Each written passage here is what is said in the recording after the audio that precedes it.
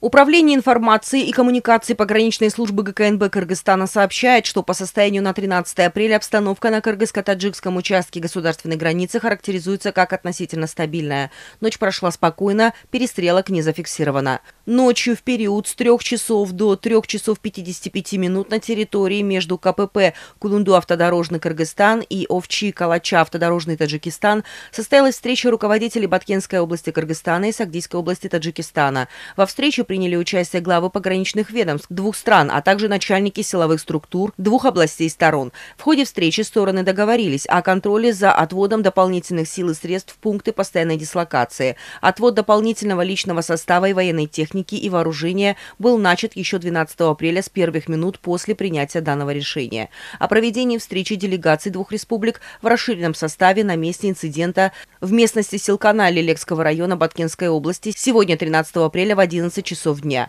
Подразделения погранслужбы ГКНБ Кыргызстана, дислоцированные в Баткенской области, переведены на усиленный вариант несения службы. Пограничная служба ГКНБ нашей страны отслеживает и контролирует обстановку на кыргызско-таджикском участке госграницы.